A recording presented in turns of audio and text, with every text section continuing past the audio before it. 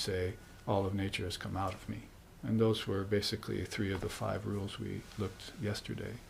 This is putting a fine definition on things that people are talking about glibly in the New Age arena outside today.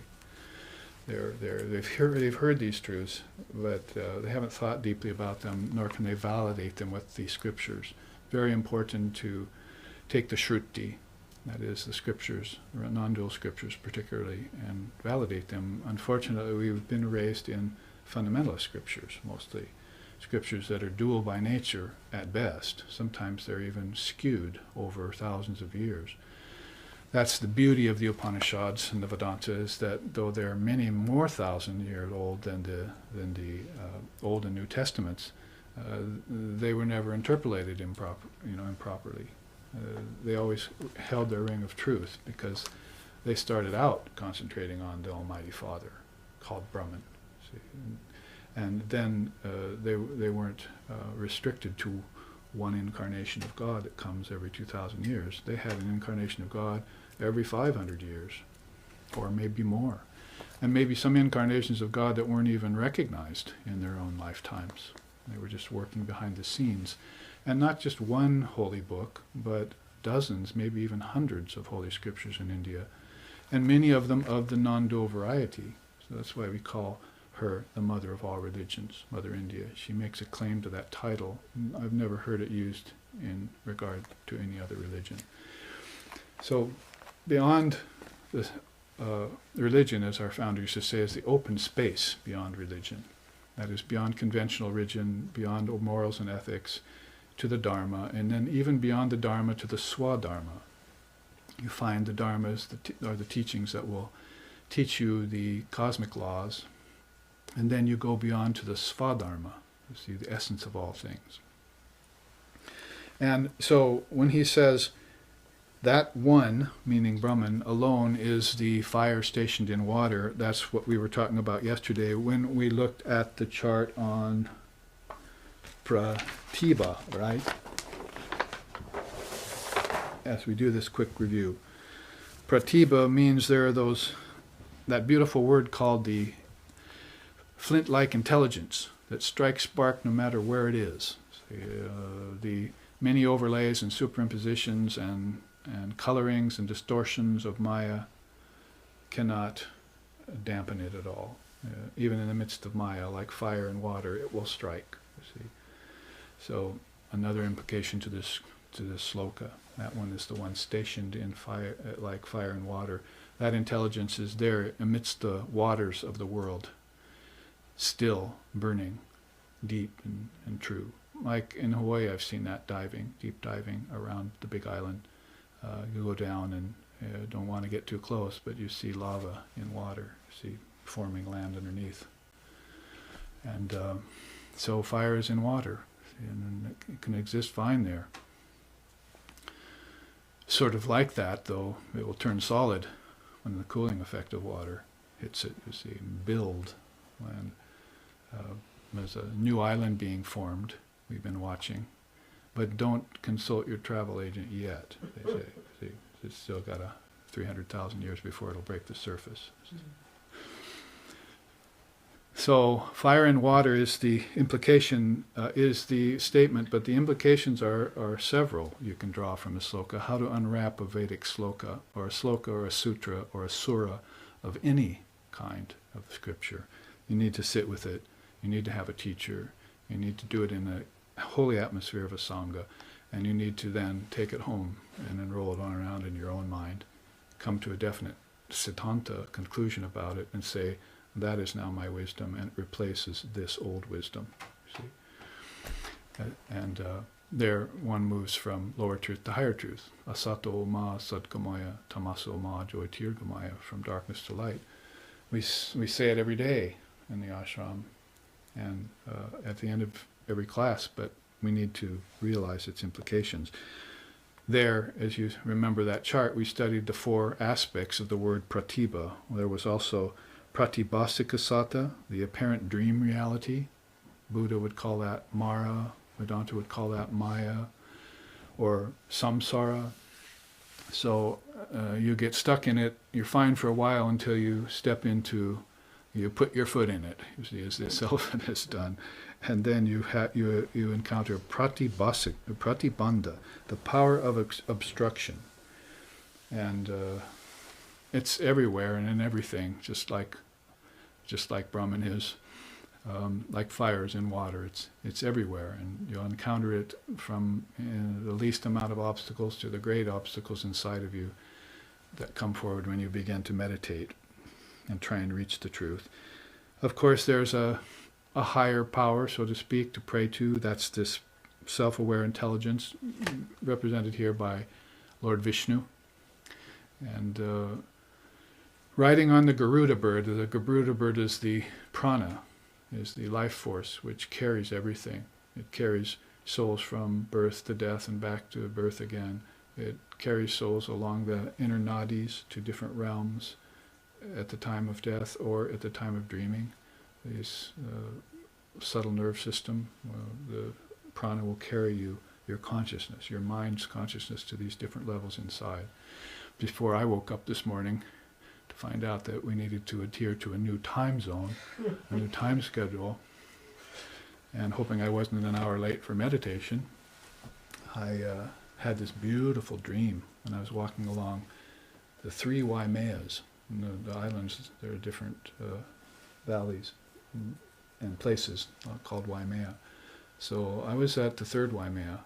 The first Waimea was where I used to, my old haunts on the island of Oahu, and then the 2nd Waimea is on the Big Island. But this was a dream Waimea, and as I walked through it with my companions, I was looking down the beach, and waves as big as mountains were mounting and breaking, and I wasn't at all afraid. I could have swept everything away, but I was still walking perfectly calm towards that, and then all of a sudden I woke up, you see,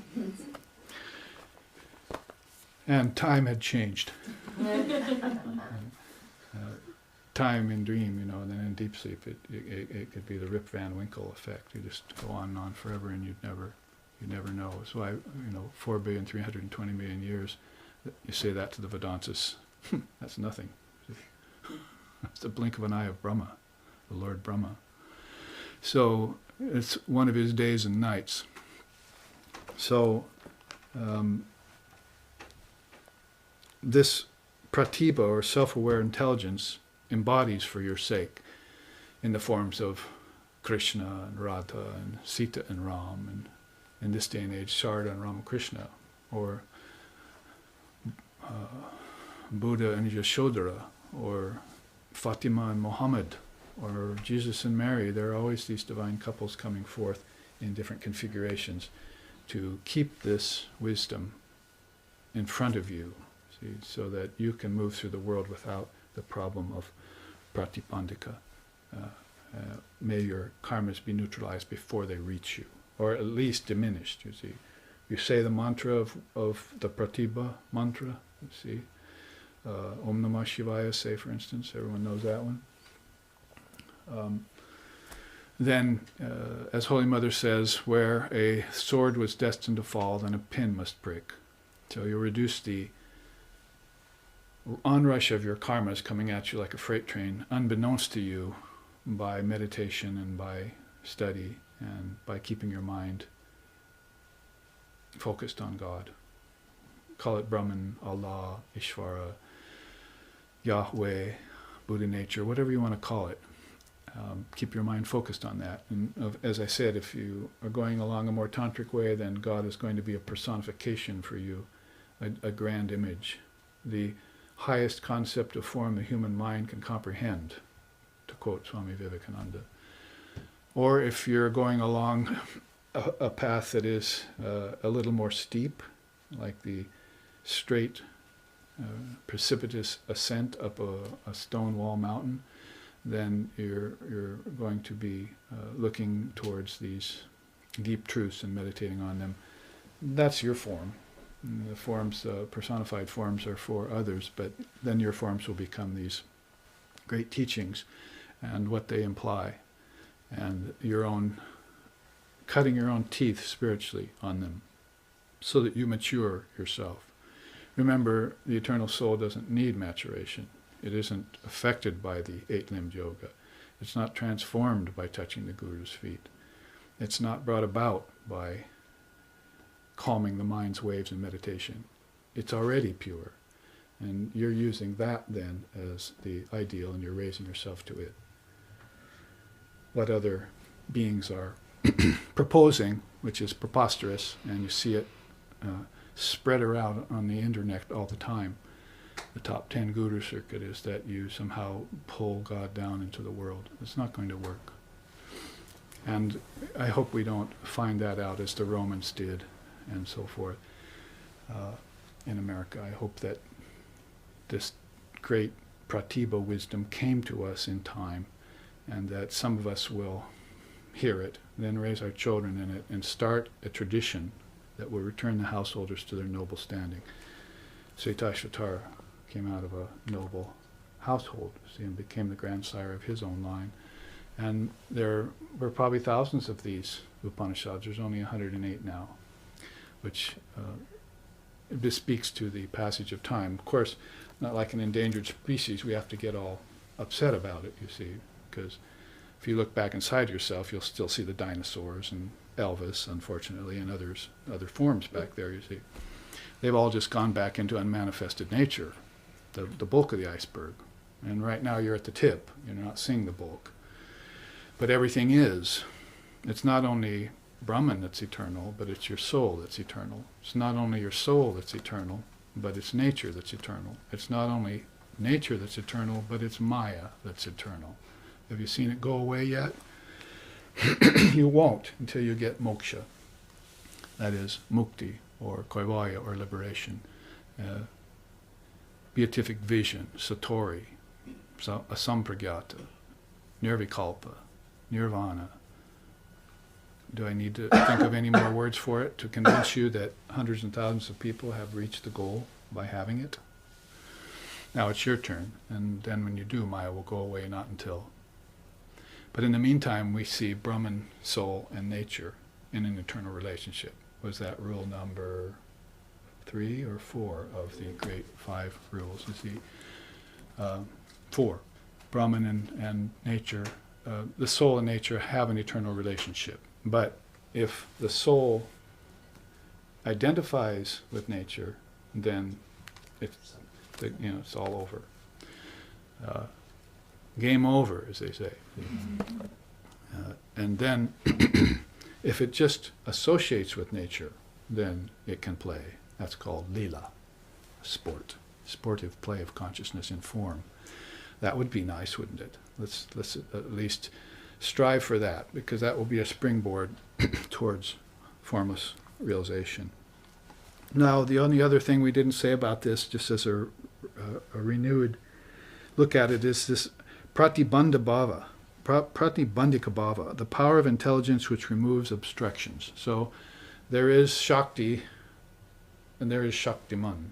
There's the holder of this dynamic intelligence, and then there's the dynamic intelligence itself. Sometimes Sri Ramakrishna said, people study the glories of God, and those glories enchant them, and then they never really come to know God itself. So the powers of God can take you away from God. Sri Ramakrishna has said, if you go to Calcutta and it's known for its famous gardens, and there are 4 or 5 or 6 of them, you only have one day and you want to see the best garden. What do? You run around, waste your time trying to compare? Or do you go to the owner of the garden and say, which one is the best? Tell me the one you like best. I want to go see that one. So he's not talking about flowers and trees and shrubbery and fertilizer. He's talking about going to the source and then putting the one before the zeros, or seeking the kingdom of heaven before, and then all else will be added unto thee. So it's a very wonderful economy of energy that these great souls possess.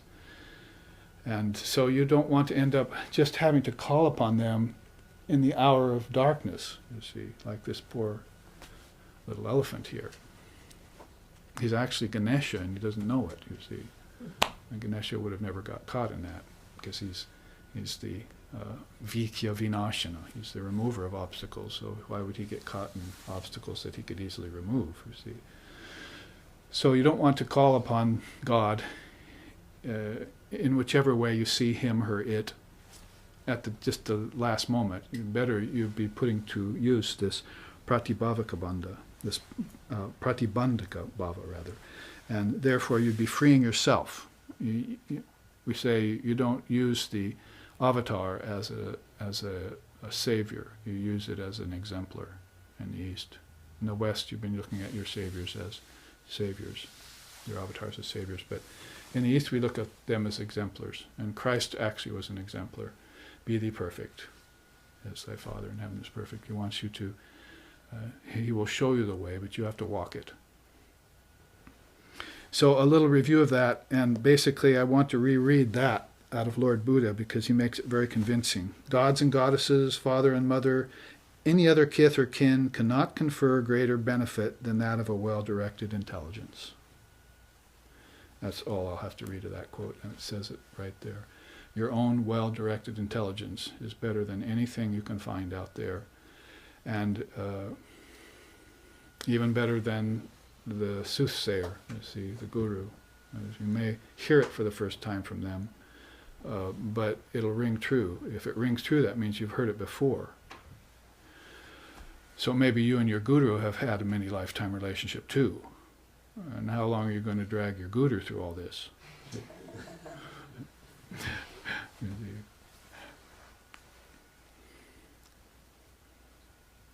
There was many people who, when Holy Mother was alive, my teacher's teacher would come in and salute her.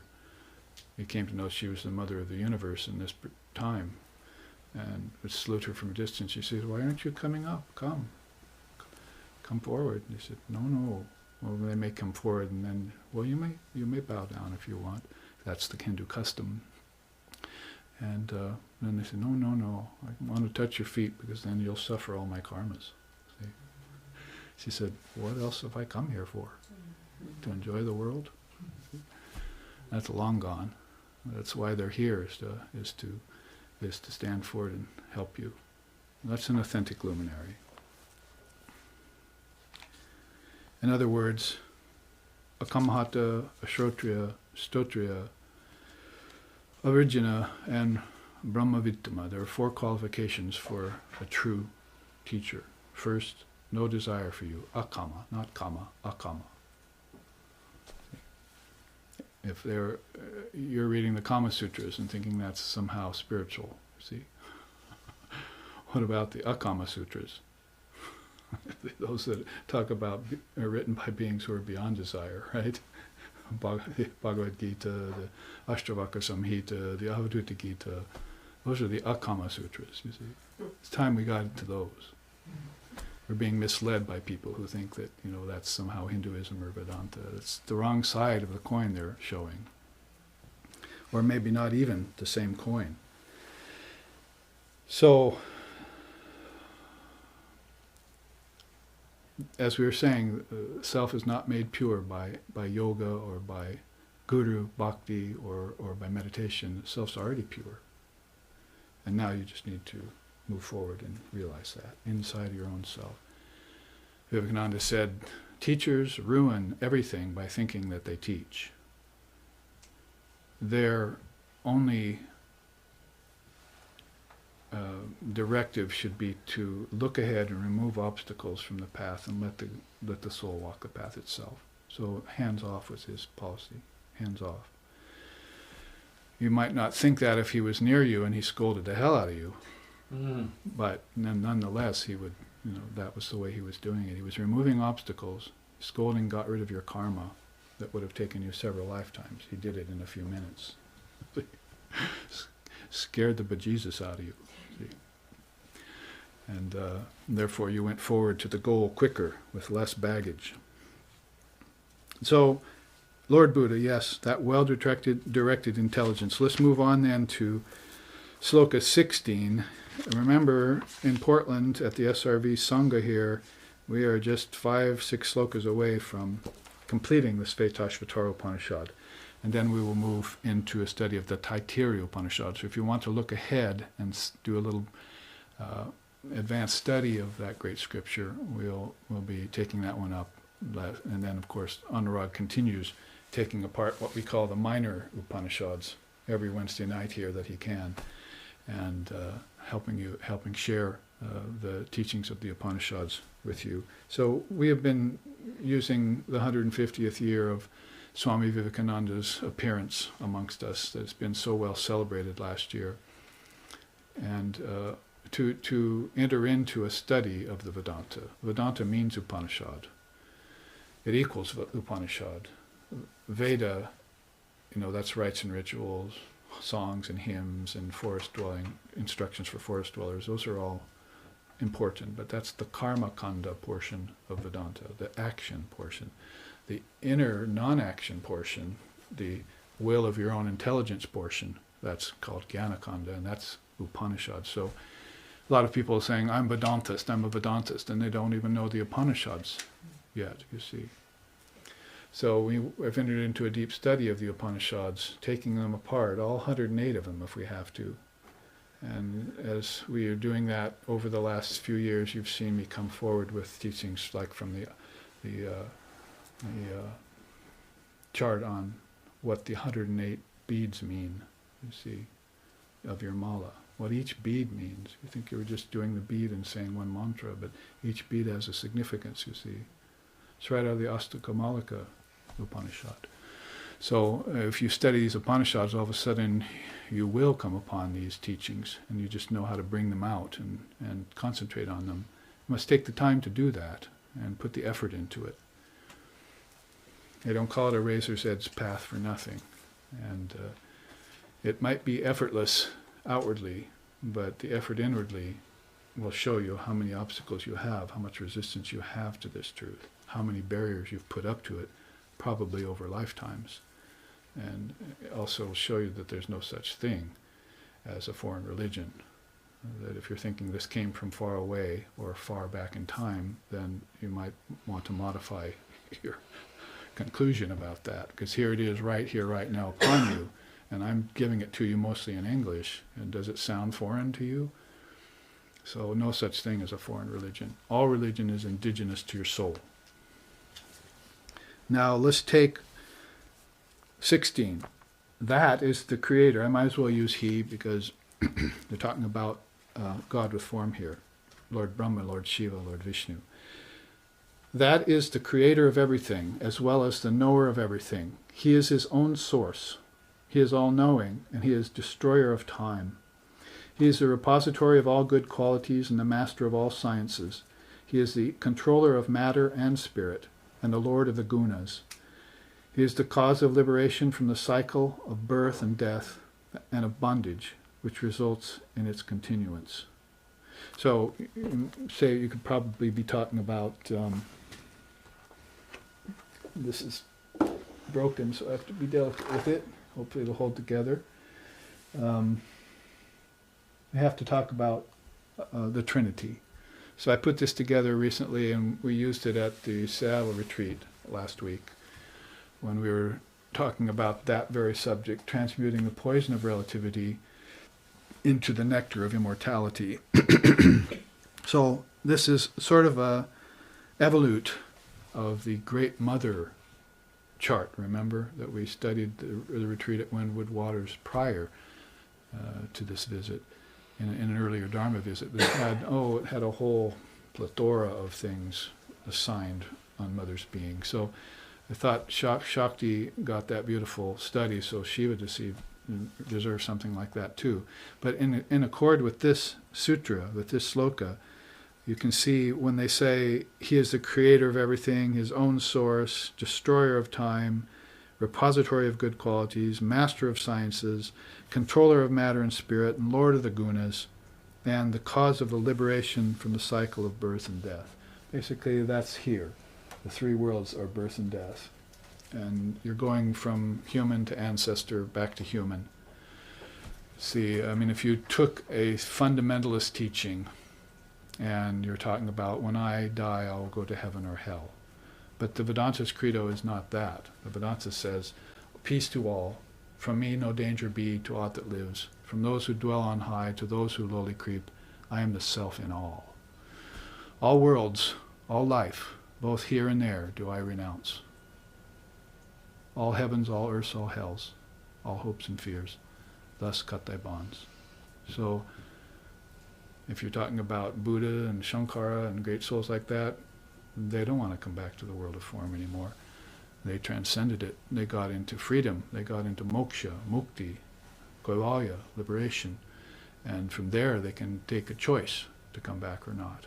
And when they do, Shankara 32 years, Vivekananda 39 years. So how long are they going to be here? Just long enough to remind you of your true nature. That some have heard of the self, others have heard of it but fail to comprehend it. But blessed is the one who realizes it in this lifetime. See, Shravanayapi Buhubiryo Nalabhyaha. So, if you're caught in the web of time, then you must look to the scripture. He is the destroyer of time. How does he destroy time? He's the Trikala Darshi. What's Darshi mean? Seer or seeing. And Tri? Three. And Kala? Time. So he is the witness of the three phases of time. What are the three phases of time? Past, present, and future. So oftentimes we say, if you're walking around saying, I live in the present, see, then I'll have to tell you, well, I live in the eternal moment. See, got you there.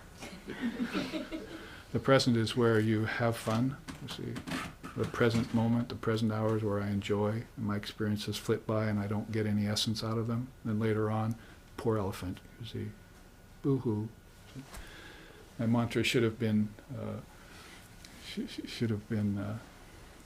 I am Atma Brahma, I am that Brahman. But then now it's, why me? So in order to get rid of the mantra, why me, you have to use the mantra, who am I? Then when you realize the implications of who am I, you'll say, I am Brahman. And that's how you come to full realization. That's actually basically kind of dualism, qualified non-dualism and non-dualism.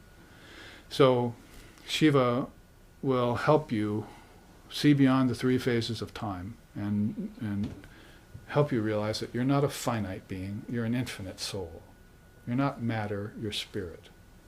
You're not water, you're the fire in water. You're not any of the sets of fives, like the five elements and the five senses and the five elements and senses in dream tonight and the fivefold mind. You're not a quintuplication process, you're the one out of which that process has come and into which you need to withdraw it all again. Dissolution of the mind stream. It all came out of the mind and it all has to go back into the mind. Back into unmanifested prakriti. I have a chart in process where there's a chest of drawers. See?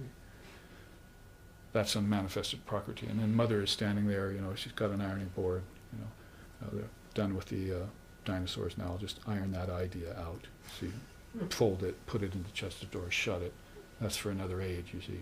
And she starts ironing Elvis, you see, and puts him, folds him. That he's done with him, thank God. No.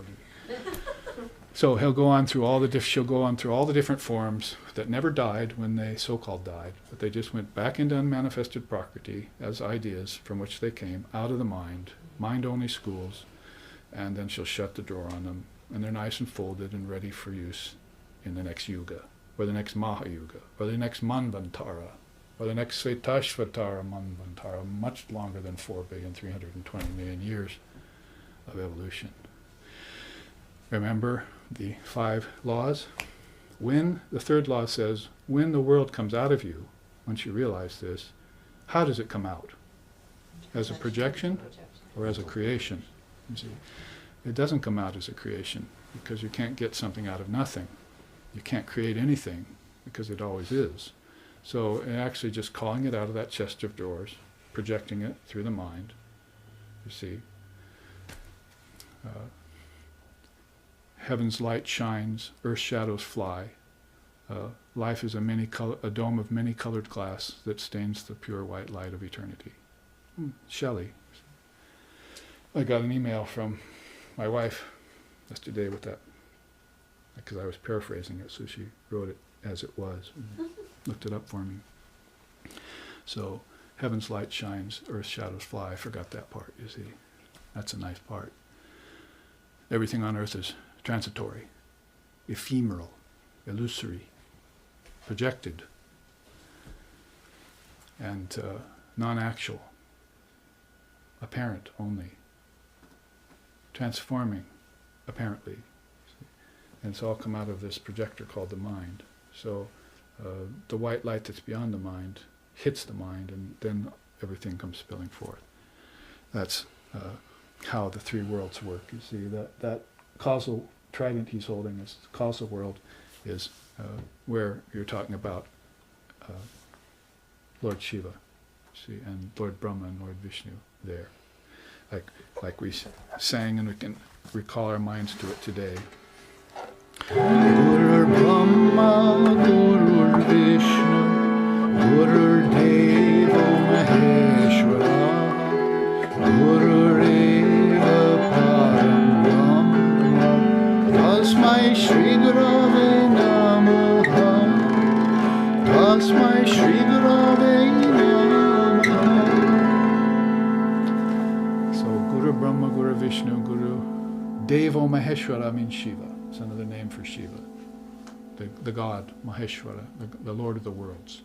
So that's what you're talking about when you're talking about a causal body, you see, a causal world. You can't even call it subtle, it's subtler than subtle.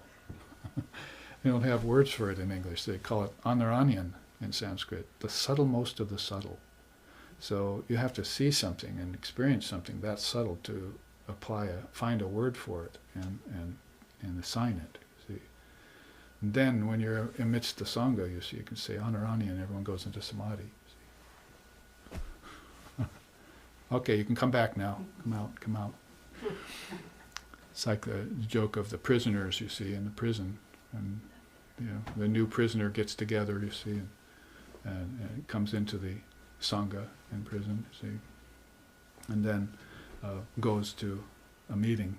The guards let them go to a meeting once in a while, see. And so he sits down, and they only have a little bit of time, see, free time there. So one inmate says, 67, and everyone laughs and laughs. And then someone else says, 109, and everyone laughs and laughs and laughs. So another person says, 5, and nobody laughs. And then they leave, see. And so the newbie, he goes up to one of the older cellmates and says, what was that all about? I didn't understand a bit of it. Oh, well, we have so many jokes, you see, that we banter about, but we never have time to tell them, so we've numbered them. And therefore all we need to do is sit down and just say the number and think the joke, and we laugh, you see. Well, what about that one that nobody laughed at? Well, that guy didn't know how to tell a joke. He didn't have the right inflection on number 7.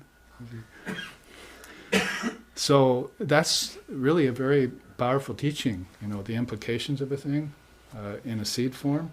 I mean, you talk about mantra, you're talking about bijams, and that's a teaching here, you see. These are the bijams on Shiva's arm. These are rudraksha seeds. So, mostly your mantra is made of rudraksha seeds, and there are other valuable seeds that you can use like sandalwood, but rudraksha is considered, even though it's not a precious gem or anything, it's considered the most auspicious of all seeds that you can do your mantra on.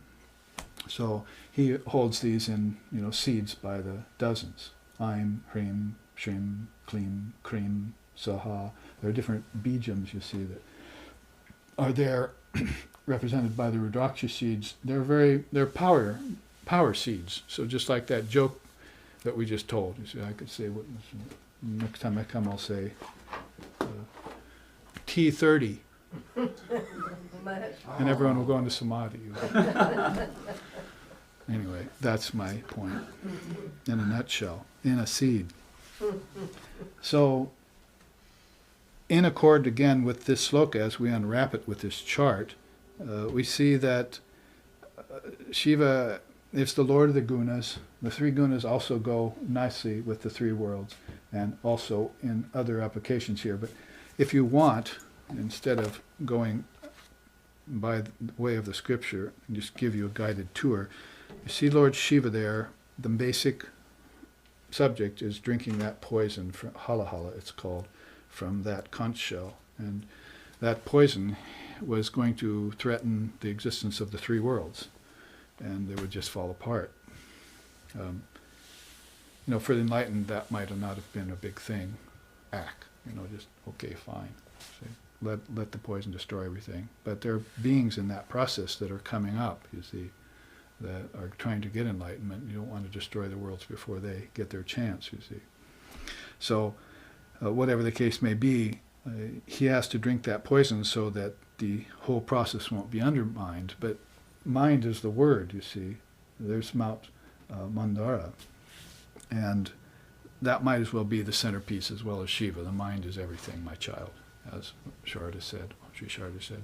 The mind is everything. You have to keep it in a fine and fettle shape because you'll need to take it with you to Brahman. Mind is how you get to enlightenment. And if it's not in good condition, if it's restless or slothful, under the control of the three gunas, then it's not going to get to Brahman. Slothfulness, restlessness, even balance has to be transcended. Balance is like, oh, I'm happy now. I have pleasure. I have riches, and maybe I have a little time on my hands. Maybe I'll study the scriptures. Who knows? See, that's like sattva. See? So you have to get beyond rajas, tamas, and sattva. And so, therefore, the mind is right there as a centerpiece in all its desires, Mount Mandara. And Vasuki has been acquired by the asuras and the suras, the gods and the demigods, to wrap its coils around the mind, you see, an attachment. And then the mind is going to be dipped into the ocean of Ekarnava, the waters of existence, where all things are. It's like that chest of drawers. It's going to be dipped in there, and then the suras, the gods, with the right intention, are pulling on one end, and the asuras, with the negative forces, are pulling on the other, and churning that ocean. And Prajapati told them if they did that, as the teacher of the gods, all these good things would come up out of the ocean. Winged horse, Kamadhuk, the cow that gives plenty of milk, you don't have to feed it. All these great things that everyone covets, will come up out of the ocean. And then the gods and demigods are all grabbing them for themselves, you see. Lakshmi's diadem and Ram's bow. And so they're all after these things. But they don't know that the churning of the mind in the waters of relative existence and the process of a manifested Prakriti, when you engage in it, emits a poison. Karma, some karma to pay. You reap what you sow what you reap. So that is happening unbeknownst to them as they churn.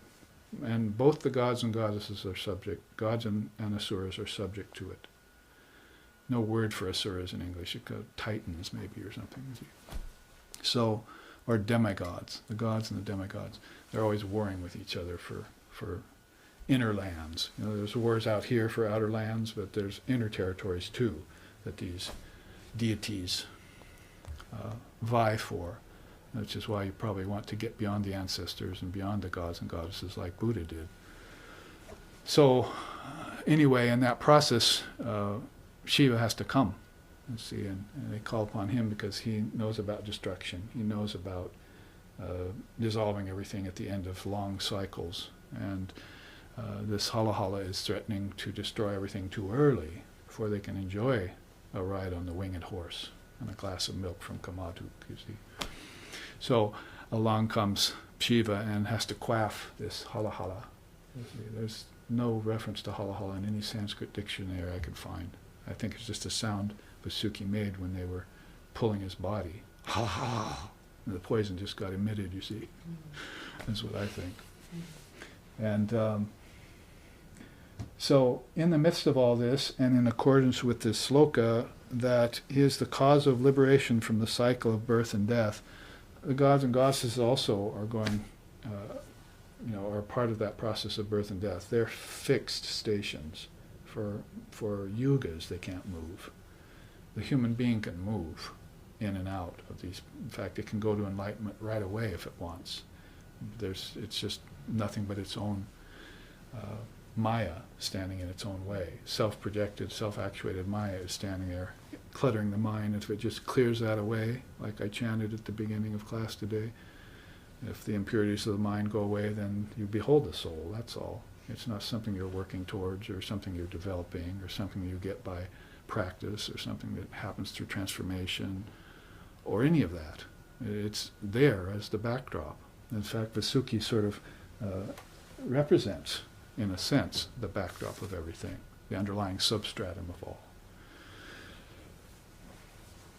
So you can then transcend that process and get moksha. There's the Chintamani, you see, the great gem that is the most valuable of all gems, the wish-fulfilling gem, as it were. And you can get that moksha by that he also holds that ready to grant for those votaries who are prepared and ready for it.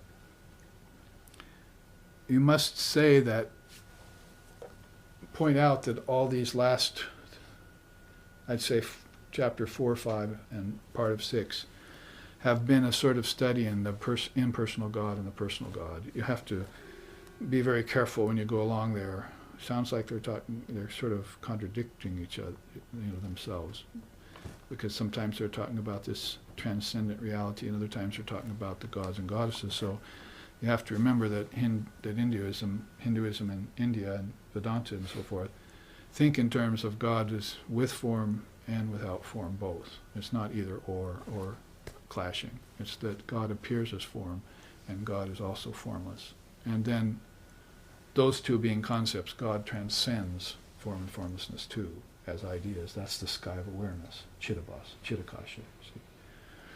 There are five kinds of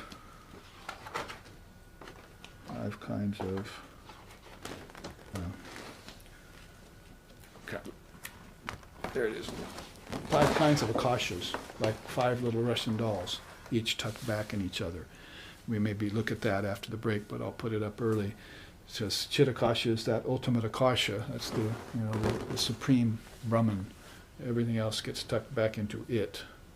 You say everything insentient gets tucked back into the chest of drawers called unmanifested prakriti, but everything sentient gets tucked back into that doll of Brahman. See, sentient goes to the sentient, the insentient goes to the insentient. And that's why Kapila and Samkhya Yoga in the earliest times said there's this eternal spirit and then there's this eternal matter-energy conglomerate. And those two are existing side by side, back to our 5 rules, right? There's that eternal energy and matter, and then there's the soul looking onto it. How are they going to get together? What kind of relationship are they going to have? And how did this come from this? See, or first finding out that one came from the other. The great sloka being Purnamadaha, Purnamidam, Purnat Purnamadachate, Purnasha, Purnamadaya, Purnameva Vashishyate. Everything there, which is apparently infinite, has come from the infinite. So the finite has come from the infinite. Since it's come from the infinite, it too is infinite.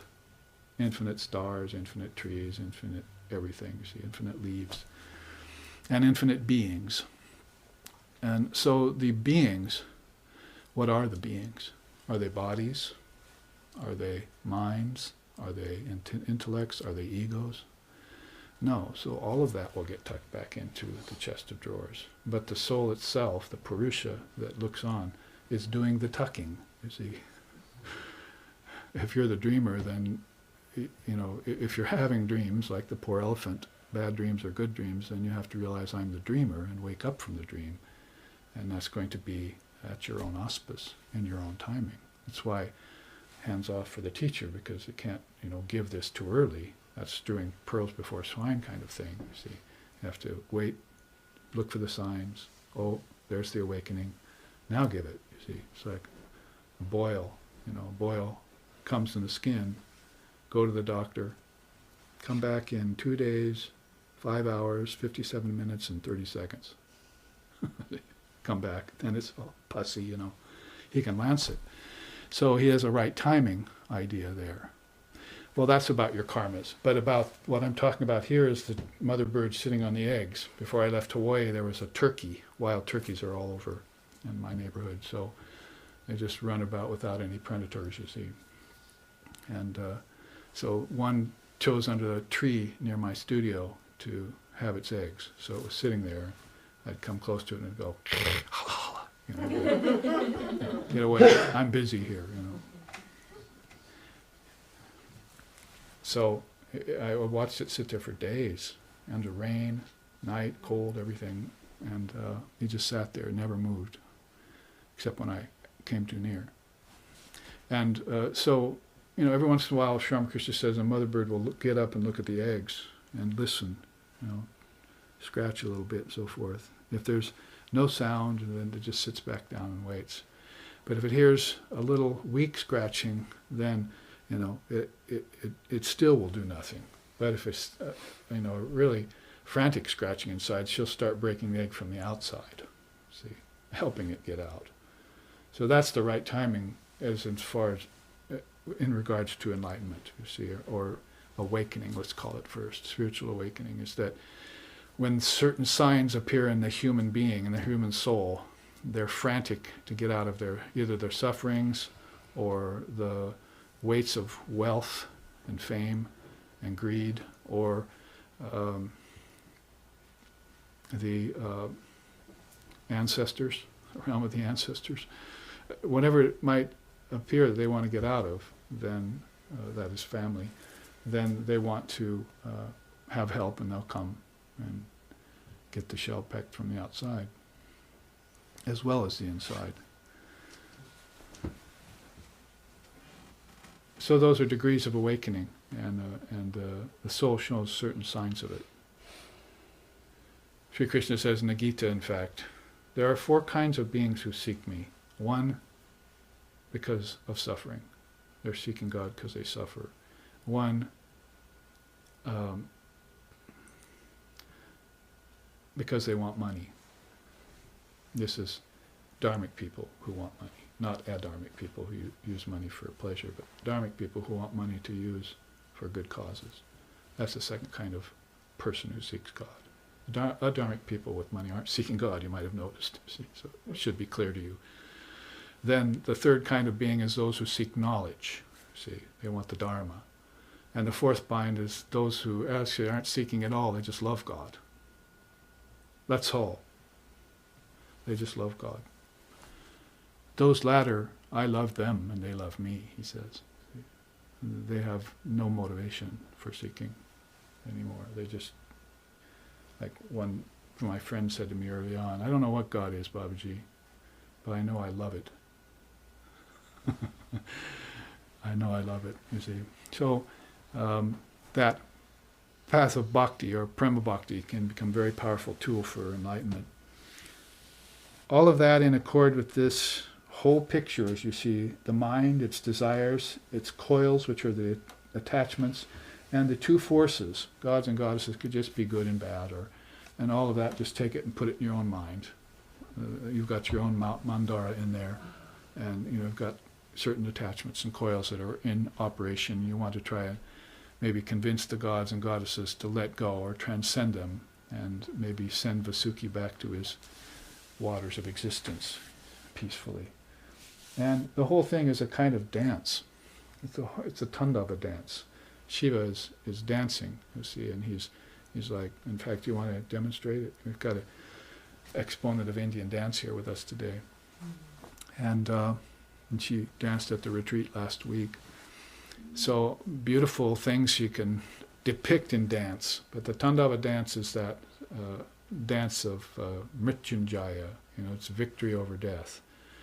And so if it's victory over the 3 phases of time, which he has, then it must be also victory over birth, life, and death, which happen in the 3 phases of time. And therefore, he would be the best holder, Dara, of the 3 worlds, see. So all of these 3s begin to line up, you see, and so you can use them to see through all the gears of Maya, see through the clock, see through time. And that all happening then on this sky of awareness, which is pure and perfect, And in the sunlight of non-dual wisdom, which is the third eye, Jnana Chakshu, I found references to the third eye in 7 different religions. 7 different religions of the world talk about this. Taoism and Shintoism and Vedanta, Lord Buddha calls it the Dharma eye, Krishna calls it the Jnana Chakshu, and the Tao talks about it, and the Essene Christians have a reference to it, and Confucius talked about it. So that, basically it's pretty widespread, this idea of how powerful this center is. Sri Ramakrishna used to say, the 2 eyes are in the forehead, but they're always looking down to the lower centers where eating, drinking, and sex life take place. But so if the 2 eyes are up here in the head, close to your mind, close to your intelligence, then how much more would this third eye be a conduit into higher intelligence? That Buddha is talking about, you see, is the most precious thing in existence. He called himself Buddha, you see. That means intelligence. So we have to look really deeply at the implications of intelligence. In fact, that's what Tandava, connected with the Om sign here, is really about on his Damaru. The Damaru is his drum that, is the beat of the 3 worlds, the rhythm of the 3 worlds. Go on with that, every beat of his drum. And the drum usually has these string-tied drumsticks on it. And so when he swings it, they go back and forth, and he can dance without having to use his other hand, which he's holding out to you, as protection. So when he dances like that, it's a manifestation. All the 3 worlds are a manifestation of the Word. You may have heard, in the beginning was the Word was with God, the Word was God. So everything is going back in that tradition as well to this, what we call Omkara. If we call it just Om, then it's one with God. In the beginning was the Word, it was with God, and it was God. But when it's with God, if you look at Om, that means Omkara.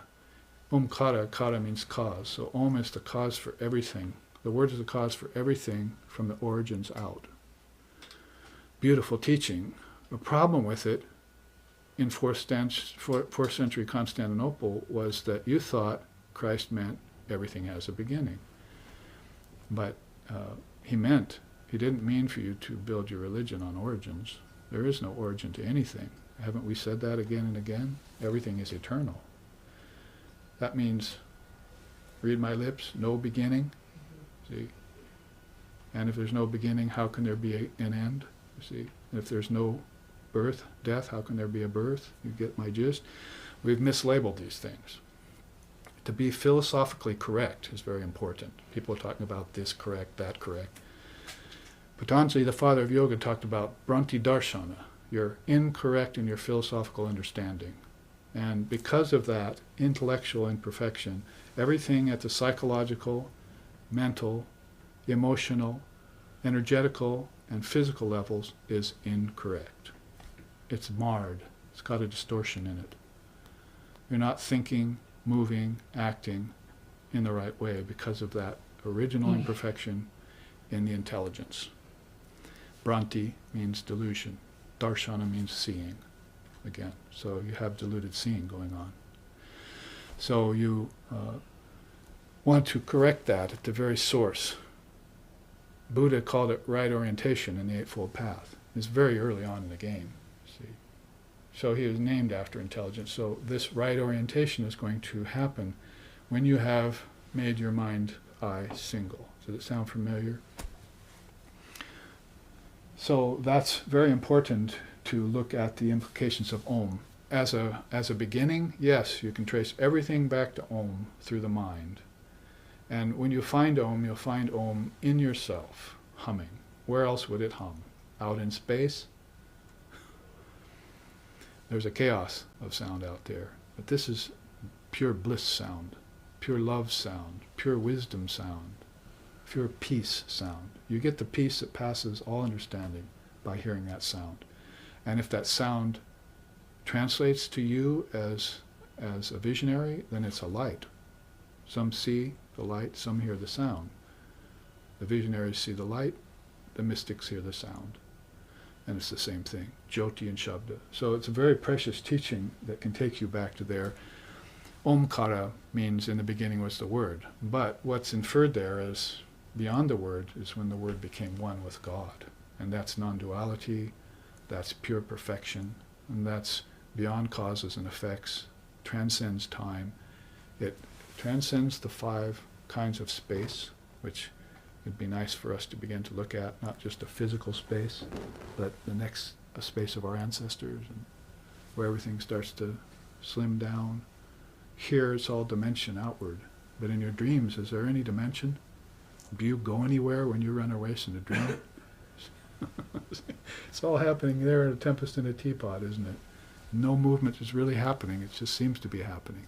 So as you get closer in to the source of this trident, these 3 worlds, the kingdoms of heaven within you, my Father's mansion has many chambers, however you want to put it, then you find the most economy of motion. You find what Krishna says in the Gita when he says, those who know action in inaction, and inaction in action, they truly see.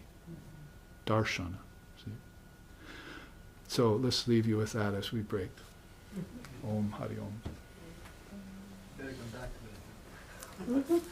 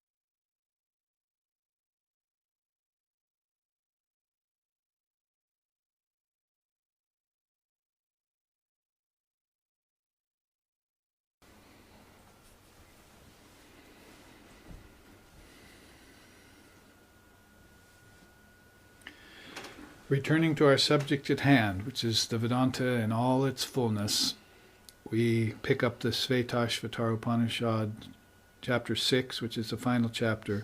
We've been looking at sloka 16. And there are, in this final chapter, 21 slokas, so we'll definitely be finishing it by my next visit. We may even dip into the Taittiriya Upanishad next visit, which, by the way, is in May. And that's May is this was Shivaratri and Ramakrishna's birthday in February, March, and the next visit is planned to fall in conjunction with Lord Buddha's birthday and Adi Shankaracharya's birthday. So Shankara and Buddha being so much representative of that non-dual path. That, as Vivekananda said, there's really no difference between Vedanta and Buddhism whatsoever. We know Lord Buddha was an Indian, Hindu man, if you want to put it that way. And so there may be differences in language, one all based in Sanskrit, but Buddhism using the Pali derivative of that finally. But many of the mechanisms, the methods, and the expressions and the depth of Buddhism and Vedanta are there. Marvelous depths. Dive deep, O mind, dive deep into the ocean of God's beauty. If you descend to the uttermost depths, there you will find the gem. See?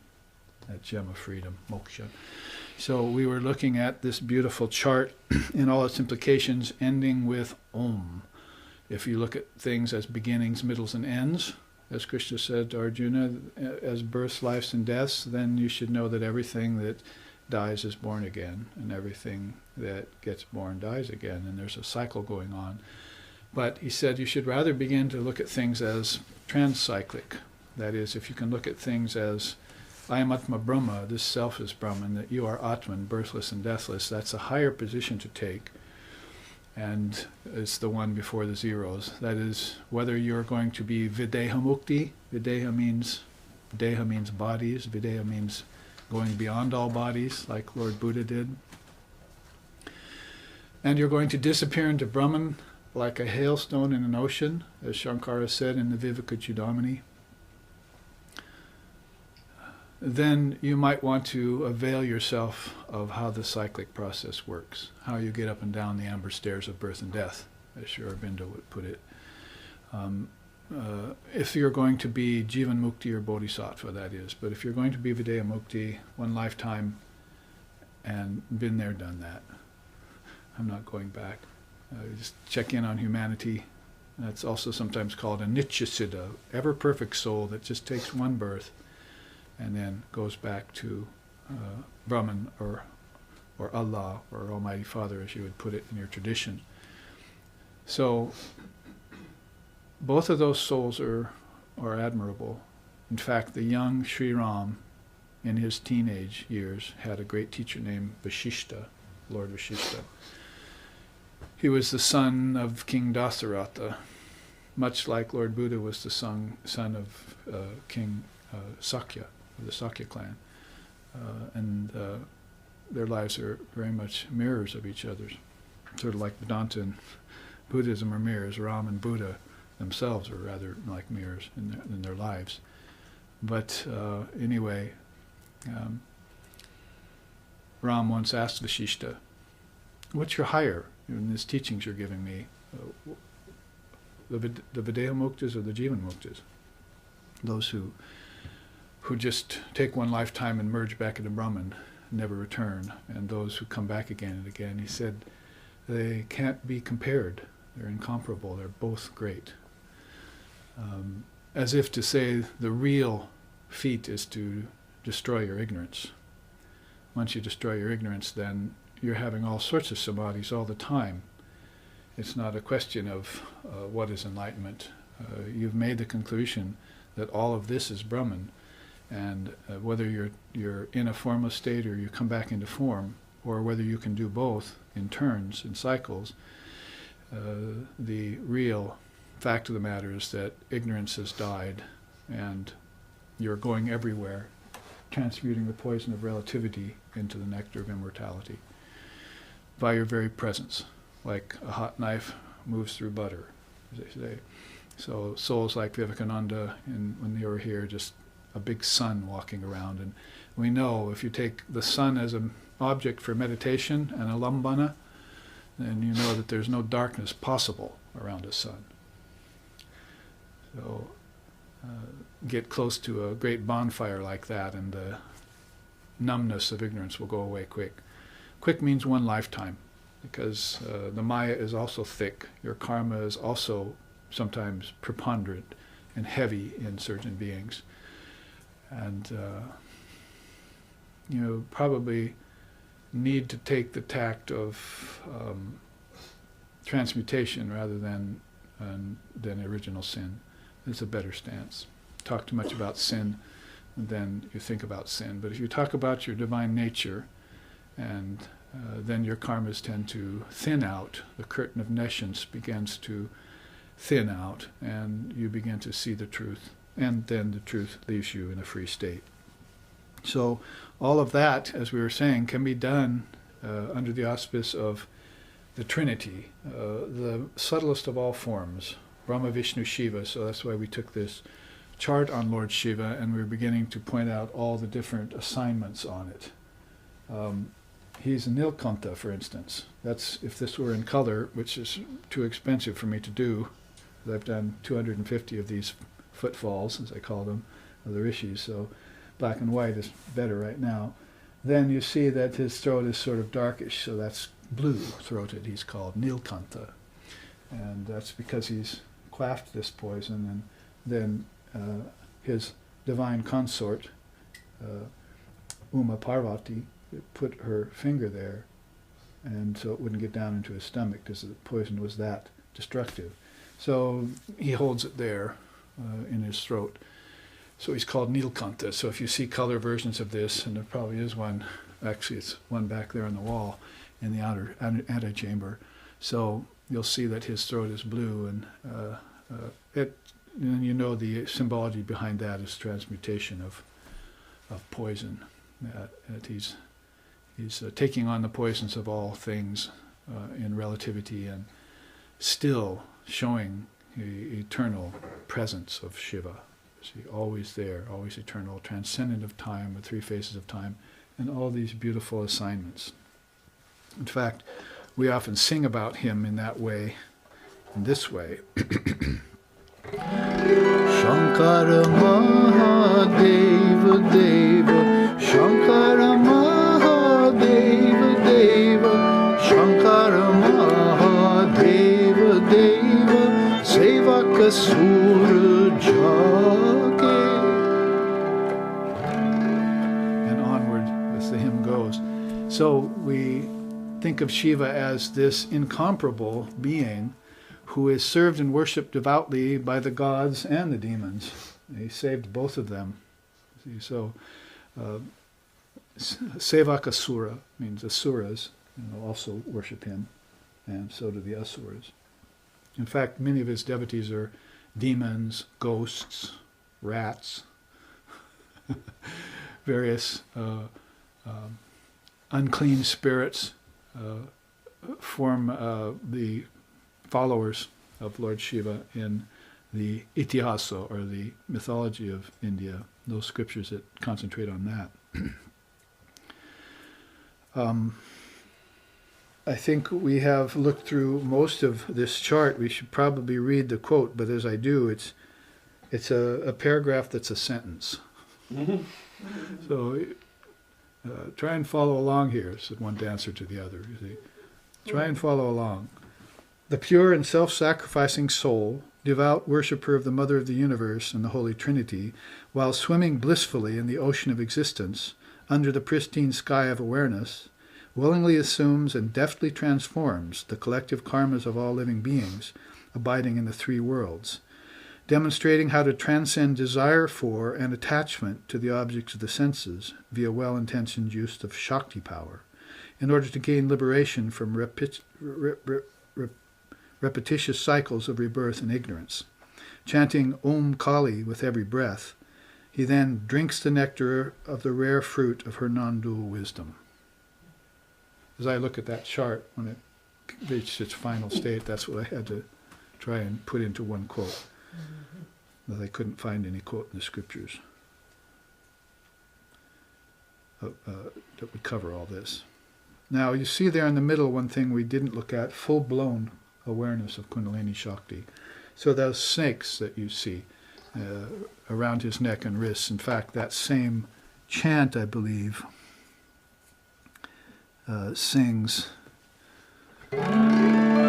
Pavatinahi Parishesha Narada Sharada Suresha Bhavat Guni Ghana Ganesha Brahmadika Jake Shankara Mahadeva Deva Shankara Mahadeva Deva Shankara Mahadeva Deva Sevaka Surajake. So that verse sings, a tiger skin around his handsome body. His cosmic dance astounds his legions. Transported, they watch as writhing snakes and disheveled hair swirl around a graceful neck garlanded with skulls. Light from the crescent moon on his brow enhances the enthralling scene. And there he stands, the one whose powers and glories are often told but seldom seen. Narada and Sharda are unable to describe his beauty. The Lord of Gods is rendered mute. Brahma and Ganesha, witnessing his awesome appearance, can only utter their praises innumerable times. So that's actually a beautiful hymn by Tulsidas. Tulsidas given us those beautiful hymns on Ram, for instance. Sri Ramachandra Kripalu Bhajamana Harina Bhava Bhayadaruna Nava Kancha Lochana Kancha Mukakara Kancha Parakanjarana Shri Ram, Shri Ram, Shri Ram, Shri Ramachandra Kripalu Vajamana Harina Bhava Bhayadaruna. Tulsidas is a beautiful song. In fact, if you had put out a version of the Ramayana that's very famous, the whole Ramayana, so it's a very famous version of that scripture. Again, singing about Ram, whom is such a mirror to Lord Buddha, we were just speaking about. So that is something about those snakes, you see, you see around him in different images. You don't see the garland of skulls here and so forth, but there are different images of Shiva in his different stances. But you see there the full-blown awareness of Kundalini Shakti. It leads right on up to this Jnana Chakshu, and then to the crown, Om Kali, where everything goes transcendent. The crown chakra is called the Sahasrara chakra, and it's seventh. It's not even really a center, but the Kundalini Yoga system says 7 centers. It's the base of the spine, the genitals, the gut, the heart, the throat, the third eye, and the crown. And the body is just a physical template or example of those 7, which are actually inside, like inwardly ascending realms that move towards Kali, towards the ultimate realization. So the Kundalini Chakra system, we've done whole retreats on it, and I have a host of charts like this on it. So if you want to look into that more deeply, we have the Reclaiming Kundalini Yoga book that was put out last year. And it is in tandem with this new book, which this is not an advertisement, this is information for you. This new book called Dissolving the Mind Stream. And I mentioned in the first half, the next book in this series is already finished, called the Jnana Matra, or the Wisdom Particle, and streams and how they flow. So, and as long as it's advertising time, we have the new version of the Nectar of Non-Dual Truth, issue 29, showing that we've been at this for many, many years, putting out this once-a-year version of Advaitic Journal. This is its 15th year, and issue 29. So it started out 4 times a year. We couldn't manage that after a while, so it went down to 2 and finally to 1. So here's your chance anyway to know that it is out and available for free. Donations welcome. And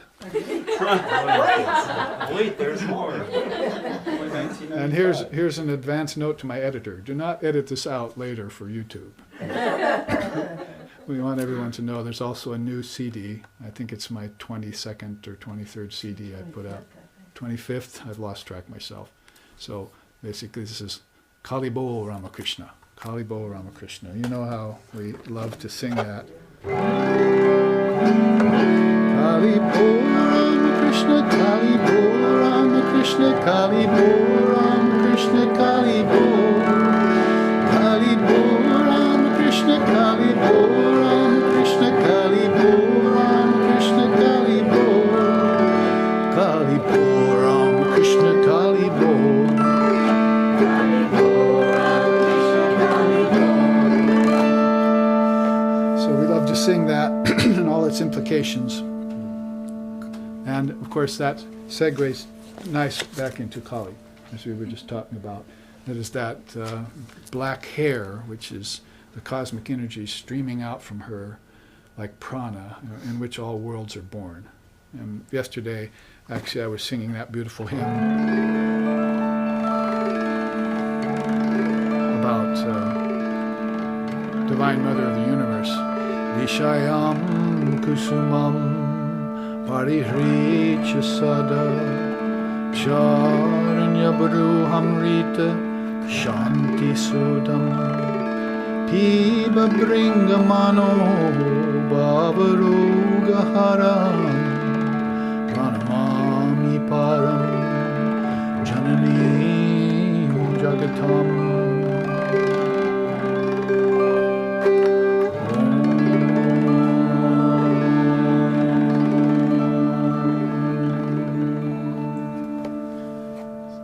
Renounce my mind be the sense flowers of this earth. So all these black bees, they say, are buzzing in and out of Mother Kali's hair. Some beautiful song in India.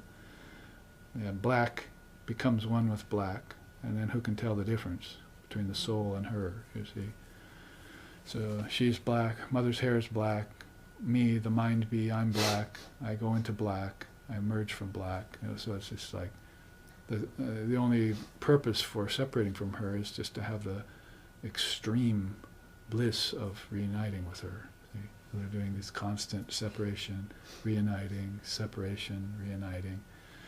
The bliss of Shiva and Shakti is going on there in the tantric way of thinking. So beautiful tantric hymns of enlightenment. If I could do another advertisement, I would say get Lex Hickson's book. Called Tantric Hymns of Enlightenment. Hymns to the Goddess, Mother Kali. Beautiful. Every one that he did is an English mantra. So well crafted.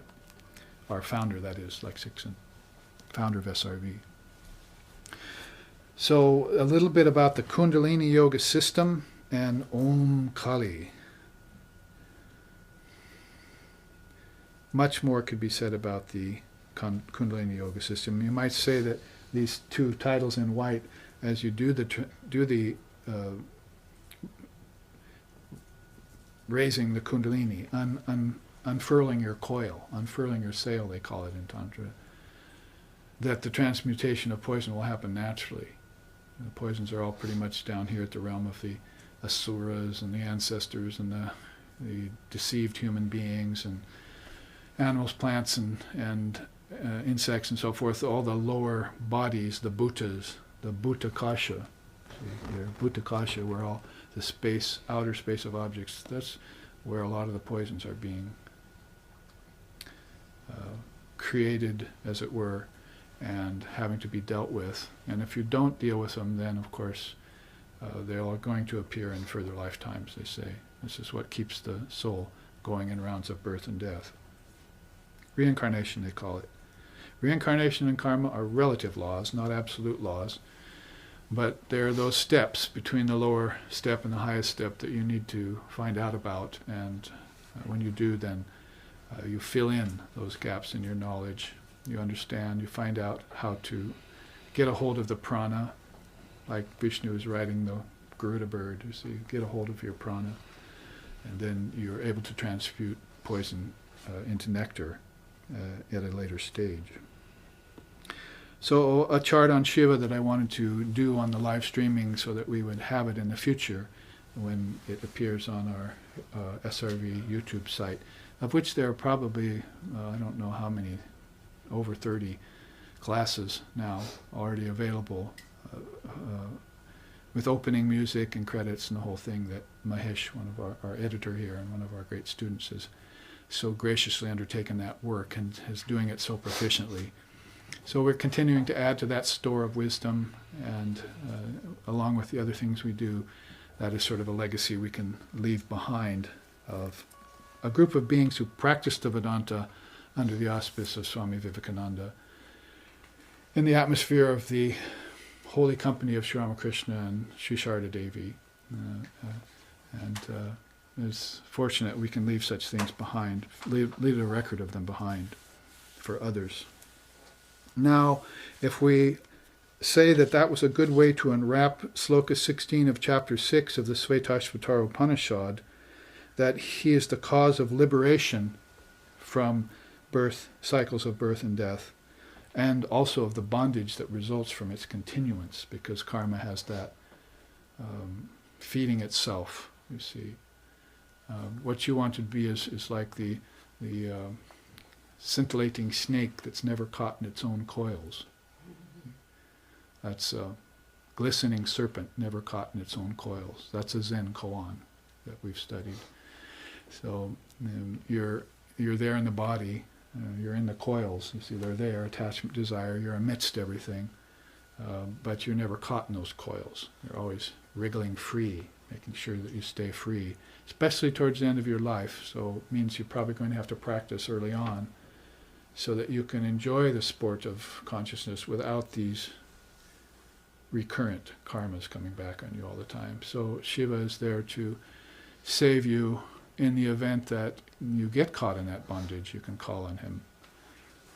But better to use your savior as an exemplar rather than a savior. Now, let's take one more sloka, 17. He is the soul of the universe. He is immortal. He is the ruler and the rulership. He is the all-knowing, the all-pervading, the protector of the universe, the eternal ruler. None else is there efficient to govern the world eternally. I see I have a note to myself to maybe show you this 4 ways in which you can look at Brahman according to Vedanta. The top half of this chart particularly is helpful to us if we're beginning to strike up against some of those obstacles in our mind around form or around the complex nature of the teachings of the Dharma. Yes, truth is simple, but it's simply profound too. So if you want to make it your how do they say in college, your major, as some of us do, then you're going to find that dive deep in the ocean of God's beauty, that it's just fathomless. And pretty soon you'll say, oh, I see, the point is that I shouldn't call it mine. She's made it so infinite so that you won't try and own it. Because anyone who tries is a fool. You try and measure the depths of the ocean. So you just say, oh Mother, I will sit here, you dwell in my throat, you see. And then you just push forth all the wisdom. You just push forth all the wisdom. Like Sri Ramakrishna said about Saraswati, playing the veena, and with the peacock in front of her, and the peacock behind her and the swan in front of her. She says, she sits in my throat, and pushes forth wisdom, and I don't know anything about it. All I need to do is get out of the way. First I have to install her there, and then I just get me out of the way, and then she'll just start speaking. And that's how Ramakrishna put it. He was so egoless. His ego was very transparent and had a hard time keeping himself in the body. That's why he'd always go naturally towards samadhi. And I think that's a great lesson for us, to have a man in this age who comes and has samadhi, and we just don't say, wow, that's amazing. Can I have it too? But he's having it so often that it begins to look natural. So it begins to give us the idea, oh, maybe that's the way a true human being should be. Maybe we're not looking at the right versions of ourselves. See, we're looking at our ego versions, and they've become overlaid with all these superimpositions, good, bad, and mixed. And sometimes we think we're good people. We say, oh, we're great, we're great. That Vivekananda came along and said, we all say we're great, but we're really idiots. That's what we are. In other words, why are you here, in this body? Why did you take this on with all its implications and sufferings and problems? To play and to sport? Well, any child at recess, his playmates are lust, anger, greed, envy, delusion, pride, shame, fear, grief, pride of caste, pride of lineage, ignorance, attachment, aversion, clinging to life, fear of death. Shall I go on? Because I can. All the 6 passions, 8 fetters, 5 kleshas, 9 impediments of all these systems that we saw Vivekananda displaying. They don't just concentrate on Brahman or on Atman and Brahman, but they also have to look into the ego and Maya complex and say, this is what you're dealing with at recess. See? Life, when you come here to sport.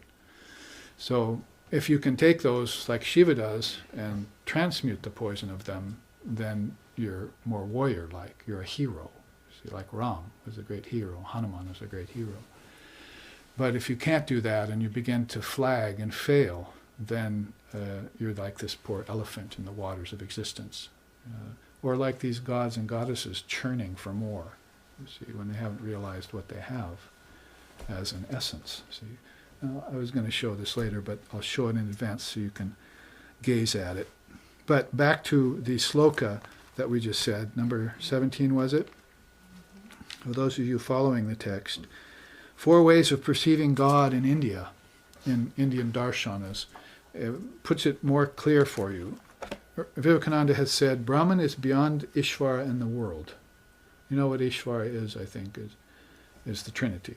Basically, it's the highest ideal the human mind can inform, that the human mind can comprehend, like your Jesus, your Buddha, your Krishna.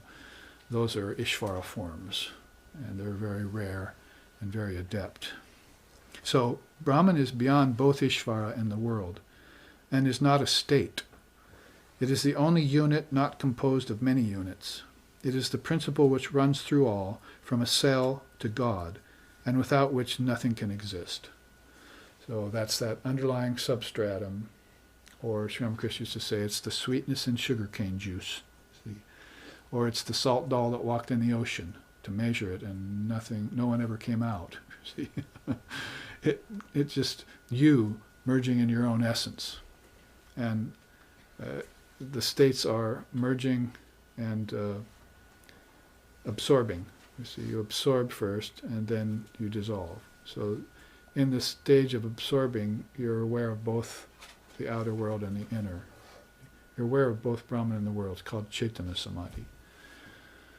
You were asking me a question about Chaitanya Samadhi yesterday. So it's a kind of special samadhi which you're aware of both the world and God. That is, when you come out of samadhi, you don't forget God. Some of the samadhis you come out of, you're right back to the world, you see. And they don't really transform you in such a way that you remember everything you experienced outside the mind. Sort of like you don't remember everything you experienced in the fetus, you see, and as you grow up, everything that went before, you have no idea. But you can't have come out of nothing, because nothing doesn't exist. So you had to come out of something, you see. So then we have to look not just to our postnatal experiences or our early natal experiences, we have to begin to look to our prenatal experiences, like the Tibetan Book of the Dead talks about, you see. And we have to start thinking of the dynamics of what went on before I took this birth. Not just in my last lifetime either. The bardo between the time I left my former body and I took up my next body, there's a bardo there, see, where the soul is floating, as it were. Where is it floating? What kind of ether or akasha is it floating of the five Russian dolls? Which space did it go into, you see? And when it went there, what did it do? And how did it decide to get back in the body? And what's it going to do in its next lifetime? Those are all decisions the soul can make, as long as it hasn't realized that Brahman is beyond both form and the world. That is Ishvara and Brahman. Ishvara and the world, rather. I'm looking at the wrong, no wonder I got confused. It's beyond both Ishvara and the world. So Vedanta, the Gita, Tantra, and Yoga Sadhana, or Yoga, that's 4 of these darshanas you saw earlier. In Vedanta, Brahman is the ultimate reality. You can look at God as Brahman. You can look at God as Ishvara, the supreme Godhead, they sometimes call it. You can look at God as the Antaryami, the inner self immortal. And you can also look at God as Archa, the symbol. So when we say all is Brahman, we say all is Brahman, as the chant just said, from God on down to a blade of grass. Everything is a symbol for Brahman. So if those of us who cannot yet comprehend non-duality or have not yet directly experienced it, and those of us who have not even had a vision of Ishvara and we're still trying to get that vision, or those of us who have not connected fully to a vision of the Atman inside, then we're left with Archa, we're left with all this. And so we might as well deify that and turn it into Brahman. The way the Gyanis do that is by saying this is all made of intelligent particles, streams of particles, not just atomic, but atmic in their nature. That is, if you look at a tree, there's the outer tree, that's called Maya, illusion. You're not seeing the real tree. What is the real tree? Vibrating particles. But then you're going to stop there, because vibrating particles are changing at a billionth of a second. That sounds like emptiness to me. So what's behind the emptiness? The fullness of Buddha nature, the fullness of Brahman, the Almighty Father beyond Jesus. So all of a sudden you're seeing that there are 3 levels to everything: the outer, the inner, and the transcendent. Should we go back to Shiva's trident and study that again? You see, there's form and thought, and then transcendent of form and thought. Or you could say form and energy and thought, and transcendent of those 3. So it's not like if you can't see one, that you can't have a default zone to go to, a lower step to fall back on. Sri Ramakrishna used to say, a bird flies very high in the sky, but it has to come to rest on a branch sometime. So the soul that is always pondering the heights, it too needs to come down to a branch and rest. So it'll come down to this, and it'll say, oh, I see, this is all just an overflow of the bliss of Brahman. This is all just intelligent particles congealed. And there's how you escape Maya. In other words, the Mayic person would look out and he would say, there's the object, it's for my pleasure, and I'm going to get then attached to it. I can't do without it. When all the time the object had come out of me in the first place. You see, you get attached to something that you manufactured, and then when you lose it, you feel depressed. When it was in you all the time in the first place, and it came from you. That's the predicament of modern man, the materialist. And even intelligent materialists, if you know what I mean, still studying the vibrating particle and not being able to make the right conclusion. You see, where do I go from here? One scientist was saying once on a clip I saw, I know there's something else, you see, and he's trying to describe it, and I said, that's prana. So I wanted to get into that film and say, walk up to him and say, that's prana. Man does not live by bread alone. You live by a different force. How can the body maintain itself without that? How can the eyes see and the ears hear without that? See, what is the power to see and the power to hear? Is it the eye itself? Can it see when you cut the optic nerve? The blind man still sees, sometimes better than you do. It's looking inside at where objects of sight came from. So you just have not connected earth.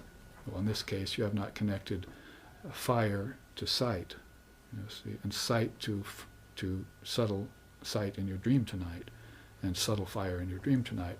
Those are thought fire, you see, like my dream today, thought wave, you see, huge thought wave coming. And I didn't need to fear it. So it was all in my own mind. So yesterday I said I better go see a psychiatrist, right, because I know everything's in my own mind. So I'd be a good study, you see. But then I'd have to sit up the couch at some point and say, you're right, doctor, it is all in my own mind. But you call it imagination, I call it sankalpa. And everyone's engaging in it, including you. Freud, Jung never had an Indian person on his therapy couch. He only had Europeans. So he never had someone sit up and say, well, Mr. Young, you've had many lifetimes, and so have I.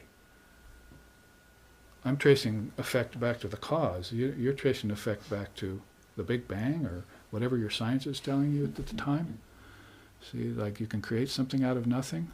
No, I came from my ancestors. I came from the gods. I came from the Trinity. And actually, as I came, I wasn't going anywhere. I never came and went. Coming and going is all nonsense. I am.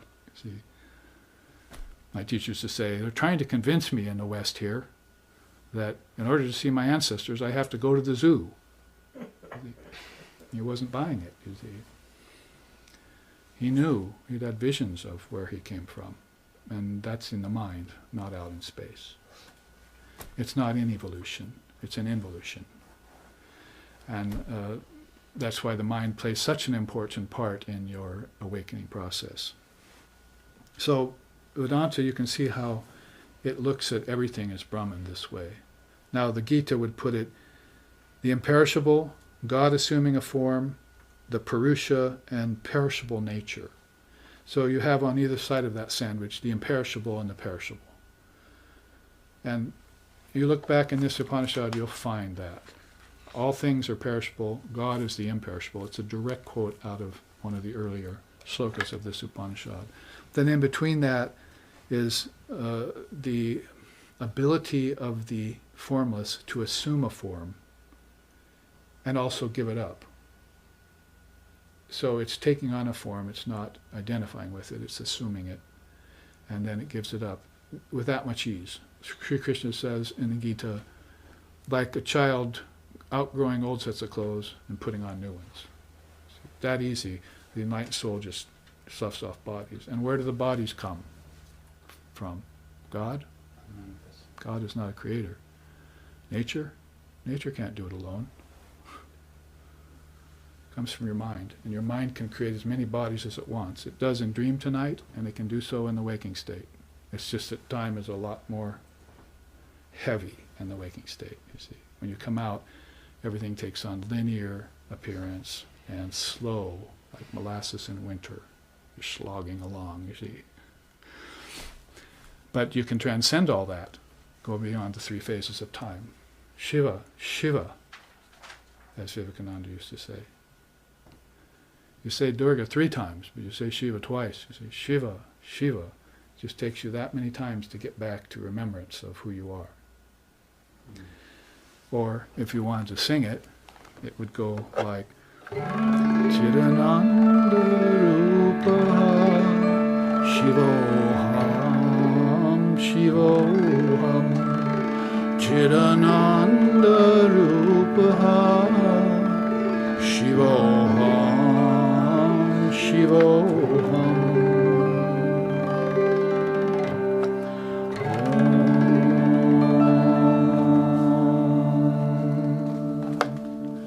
Chidananda Rupa Ha. I am Rupa, the form of the bliss of the absolute reality. Chid. Chid. Chid Akasha. I am Shiva, I am Shiva. Shivaham, Shivaham. So it doesn't take long for you to remind yourself of that. And then, like darkness around the sun, or gone. You see, like that, all of a sudden you say, oh, how could I have forgotten myself? I am pure, I am perfect by nature. That is my essential nature, and you can't change your nature. No matter how Maya tries to change you, it cannot. You are impervious to change. And Maya itself, its nature is change. So if you're trying to better the world, you have to deal with Maya. See, it has many more tricks up its sleeve than you do. Do something good, it turns bad. See, do something bad, it turns good. The inscrutable process of Maya. Dam up a river behind my house so my kids can have a swimming hole. Downstream, they're dying of thirst. See? And you go about saying, I did good. So this inscrutable mass of karma and Maya, you don't want to study it. You want to observe it from a distance. That was Holy Mother's and Sri Ramakrishna's statement. Never study Maya, it will draw you in. Always observe it from a distance. Always keep your witness.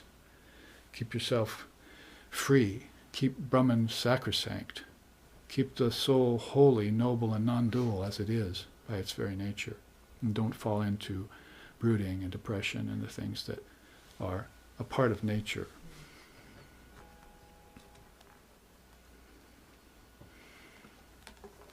Yes, so that's God assuming a form. You see, it assumes it, but it doesn't attach to it or identify with it.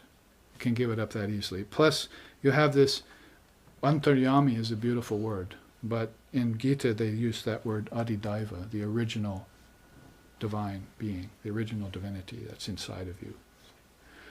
Tantra would call that perception of reality, focus on the deity, mantra and hymns, and practice of rituals are the 4 ways which across the board could be used to signify those 4 ways of seeing God in Indian darshanas. That is, perception of reality, Brahma Bhava. You're in the mood, Bhava, of Brahman. I'm in the mood for Brahman, simply because I am it. Funny, but when I am it, I'm in the mood for Brahman. So Brahma Bhava, you have a mood of Brahman upon you, like Ramakrishna had all the time. In fact, we were trying to keep him from getting into the mood of Brahman, because when he went into the mood of Brahman, he was gone. See, and you had to wait around an hour. This is no fun, you see. Then when he came out, he said, "What was that like?" Well, it was like. Just to think of it puts him in it. You see. So that's the imperishable, that's the absolute. Then God focus on the deity would be seeing God in form, right? That's like Upasana Jan. You know, you take up a form and you use that as your ideal. Candle in a windless place, you know, it's an insentient object, but it helps your mind get still. Or you use Om Namah Shivaya, Om Namah Shivaya, Om Namah Shivaya. Or, you know, one Swami told me once, just say Coca-Cola, Coca-Cola, Coca-Cola, it's fine. And you'll find it kind of works against the restless mind. You know, you just start thinking about Coca-Cola and you know, all the other thoughts go away. So really the principle behind the mantra is, you know, it's one big tidal wave, like I saw in my dream this morning, and it sucks up all the smaller waves into it. Your mind is a huge ocean of vrittis, Father of Yoga says. Karmashaya, the field of karma, field of vibration, ocean of vibrations. So he says, and the only time he ever mentioned God in any of his scripture was that 1 or 2 slokas where he mentions Ishvara. You see, Adi Daiva, Adi Agya, and Dhyana Bhava. That is Ishvara, that highest rendering of God the human mind can comprehend, that has a very subtle form, a form that you're going to have to concentrate on inside of yourself to find your way back to that first conception of form. And you're going to have to pass through the ego on the way and take that as an object of meditation. Now hopefully your ego is ripe by then. If it's unripe, then you're not going to be able to get beyond even the thoughts of the mind, what to speak of the mind itself. So you take the ego up when it's ripe, that is when it's been surrendered to God. And then that ego will show you the cosmic ego, a mirror image of it. So you have individual, you move to the collective, and from the collective you move to the cosmic. Vivekananda said you go from the specific to the general, and to the general to the more general. You're not making everything go away. You're broadening your scope to take in everything. See? And of course there is the other way, but what he said about that was, Maya is a huge net. Most people have to become so small that they can fit through the chinks in the net.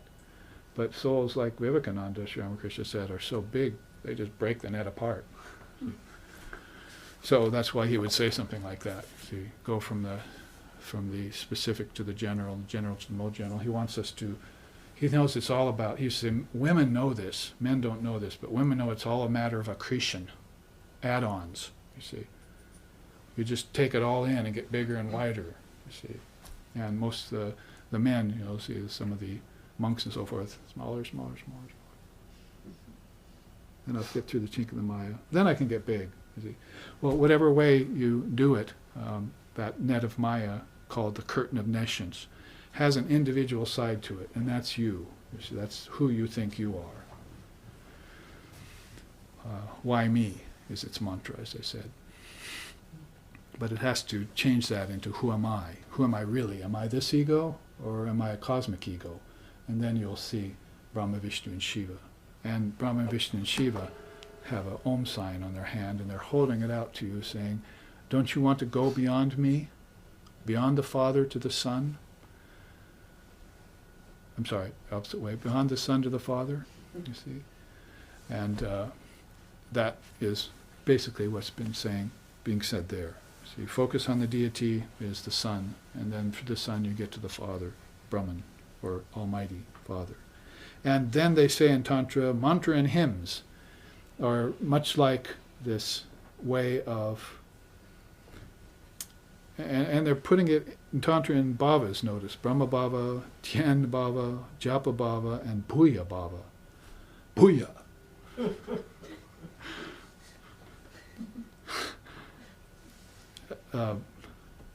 So you've got mantra and hymns going on all the time. That's where you're sucking all smaller waves into the large wave, you see, of japa. And so then practice of rituals. So I was saying about Tantra that they see the deification of everything. So if you sit in front of your altar and you begin to purify the articles, you polish the brass and the copper and the silver very well and lay it out, and you get Ganges water and purify the place with it, and you wash the flowers carefully and put them on a clean platter, and you get pure incense, and you do all the setup for the puja, they call it, and you observe the ritual that way, and then you start making the offerings with the appropriate mantras. So that's how mantra and hymns and ritualistic worship make up that portion of Tantra that is all about purification. You have to purify the nadis. If you set it in yoga, it would be purifying the nadis, the nerves. See, nerves that lead to the eyes, and then first the nerves that lead to your organs, then the nerves that lead to your senses. Then you don't know that there's nerves that lead also inward to your dream state. So you're going to have to purify all these roadways that souls move along, that the consciousness of a mind will move in. And so there'll be less impediments, and you can move about without any resistance. Ara eva ratanabal samhatra yatra nadjaha sha ishon chastarate buhuda jayamanaha. It's in this scripture. Om mit jevam jayatha atmanam. Svastivaha paraya tamasaha parastat. There in the heart, where all the subtle nerve endings meet, like the spokes of a chariot wheel at the hub, abides the Atman. Stationary but becoming manifold. Meditate upon that self as Om, and Godspeed to you and crossing over to the farthest shore beyond all darkness. They put it poetically. They also give you the Tantra, they give you the yoga in the Upanishads as if it were all just a natural accretion. And then the concrescence of it all has to come out, and amelioration has to make everyone healthy again at all levels. It's to make everyone healthy again so they can come together into that oneness which is. So practice of rituals, mantras, and hymns would be very important in Tantra. The way you would see God in yoga is first atikranta bhavaniya. It's inherently perfect. And you must leave it there, sacrosanct as we were saying. Then you must become masterful at disseminating that wisdom, at becoming living in conscious embodiments. The yogi can move amongst the sense objects without ever becoming attached. Can live in a cave or in a castle, doesn't matter. Is not necessarily a monk, you see. So it's got, in fact, Krishna is kind of the consummate yogi, and he was telling Arjuna, be a yogi, Arjuna, that's a superior lifestyle. I went to my chiropractor, you see, and he passed last year. And he was about 2, 4, 6 inches taller than I am. And we first met on a wave, surfing. Hi. And then later I found out he was a chiropractor, and he's also lived a yogic lifestyle. So once I was in for an adjustment, he said, yes, Babaji, I see you're in great shape. And that's not just because you surf, but because you live a yogic lifestyle. A yogic lifestyle is superior to all their lifestyles. So, Tom, the boss, wherever you are inside, so you can't look up and say, hi Tom, where are you?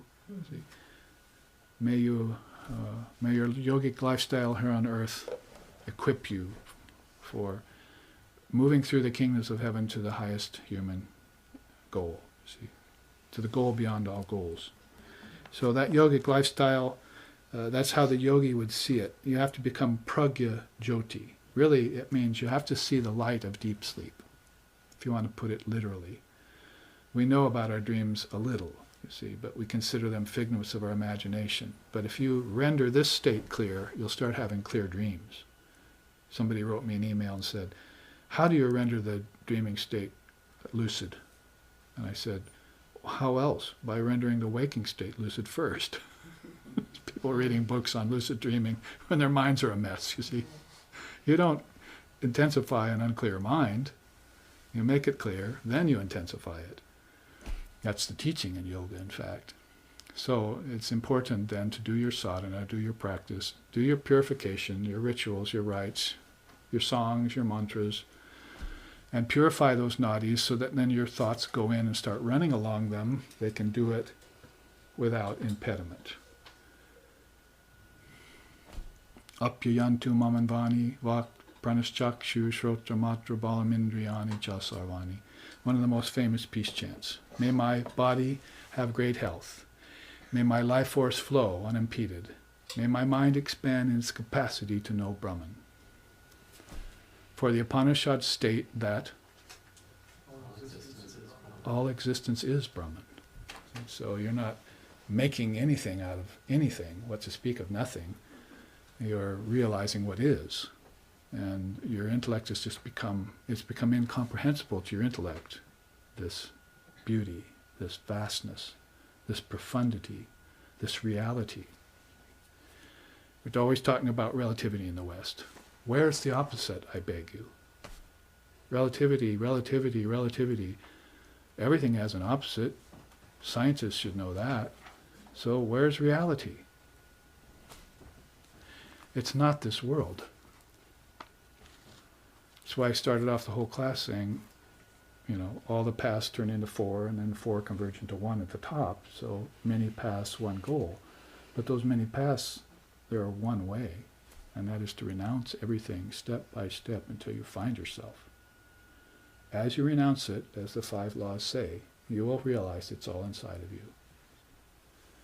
That's a mature renunciation. If you just give it up snap because you see it to be evil or whatever, then that's an immature renunciation. See? So paths like Tantra and Yoga are very practical like that. Paths like Vedanta are, here's a sword, cut your head off. See? If you have a headache, do away with the head. You see? Vedanta does not give you a method. It just tells you the truth. And that's why Swamiji wanted to give it to us, because we're ready, some of us, to hear that. Some of us don't need to practice asana. Some of us don't need to fast. Some of us don't need to do any purification of the prana and so forth. We came here through pure prana. We came here with a good mind. We're healthy. See? We don't need a therapist, see, or any of the things that are happening. So what do we do now that we're here? So that gives us a definite path of service of God and humanity to place our energy upon. See? And that's a goal everyone needs to reach quickly. We don't need to hang around in these other zones. The sooner you can get up and out of them, the better.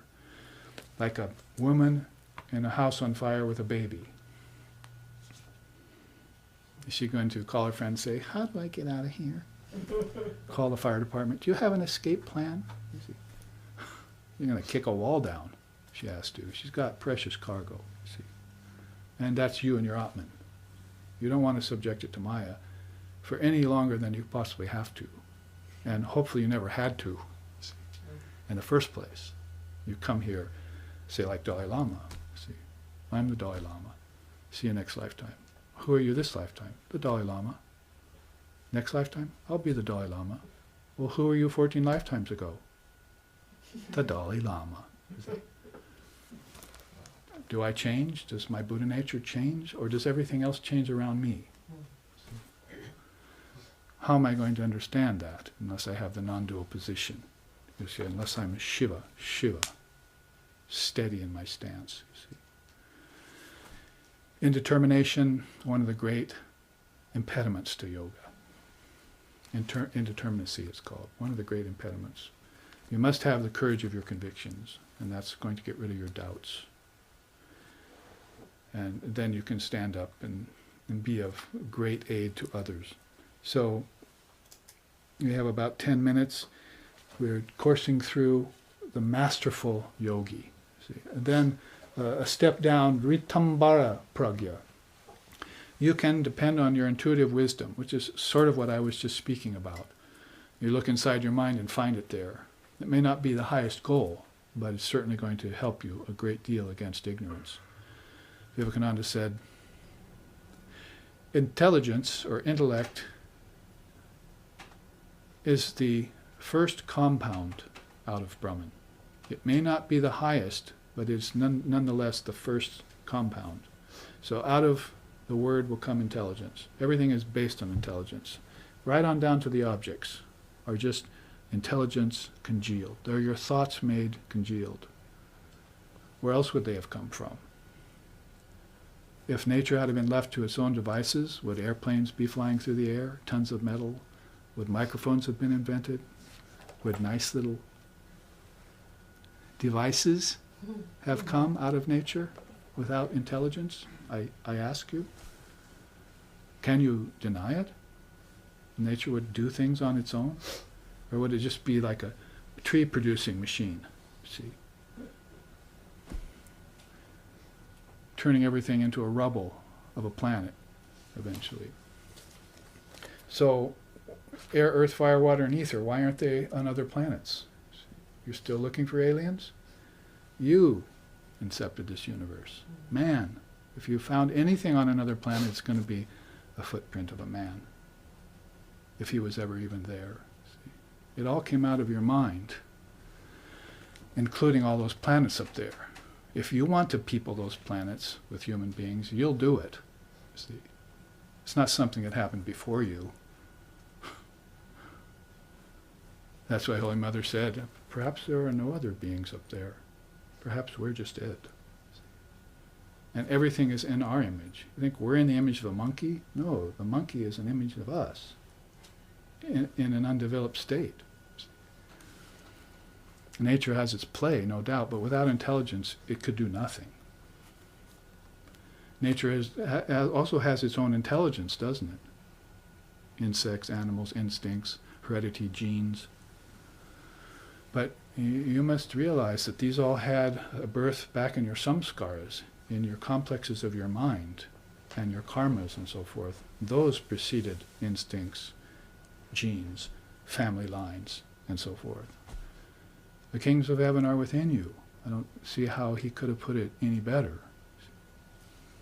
Not outside of you, and all peace abides within you. And out there is chaos, in case you missed noticing it. Has there ever been a world without war? Has there ever been a good world? Will there ever be a good world? Vivekananda says, no. It's like saying hot ice. It's not going to happen. So if you're bending all your efforts to try and create a perfect world, you're better off letting that go and realize the perfect nature of yourself. And if you're going to create a world, and it's come out of the mind, you better make sure the mind is perfect first before you create the world. Or all the imperfections are going to be there. You'll just trip upon them as you move through life. Though a lot of them will be unexpected. You want these unexpected karmas to rise up in a company like this, because that's where the boil gets lanced, you see. If they rise up outside there in family life, oh. See. Your blood family, that's your karma family. Your spiritual sangha, that's your holy company. See. You don't have any karma with them. And I hope that remains, that any karma you have amongst each other will remain neutral. And it will be destroyed by love. What did Christ tell his apostles? Love each other as I have loved you. Any group like that gets together, it's going to exist and make itself strong through that love. That's going to be the core. So look at God that way if you want, but here you are. Intuitive wisdom will stand you in good stead. You just have to do a little digging. Some gold is on the surface. That's the sage and the seer. But the gold that's buried deep under mounds of earth, that's you have to dig for it. And when you do, then everything will make sense to you, finally. Did you know that there was a great word for that long before the word intuition came along? Ritambara. Didn't I say yesterday, Rita? Lovely Rita, you see? The oldest word for truth in any language. Now, finally, and to end that Pratama Kalpika, beginning aspirants. So you're going to want to see that God manifests himself in all stages of beings. My teacher used to say, light reflects off of a rock very poorly. Off of a shining leaf, oh, that's better. Off of a lake, great, as long as the lake is placid. The winds of desire haven't stirred up little waves. But light reflects off of a mirror best of all. See? So that's the degree of Atman in us. Atman is in everything, in everyone. Atman is in Hitler. Atman is in Attila the Hun. See? But that wasn't realized because they weren't engaging in beneficial works, serving God as mankind, meditating on their true nature. They were trying to exert influence over other people through power, to get wealth, worldliness. Worse than worldliness sometimes. Sometimes worldly people are just, sort of naive, harmless. But when it becomes that, then you're talking about asuras, aren't you? And if there's any examples of asuras in this world, it's beings that have been born out of these beings that want to misuse Shakti power. And they have to be born on earth again, and that's where you'll see the Napoleons and the Alexander the Greats and so forth. They were in another loka. Then they came down to earth and took on a body, and their karmas and samskaras are all spilling out, you see, right away.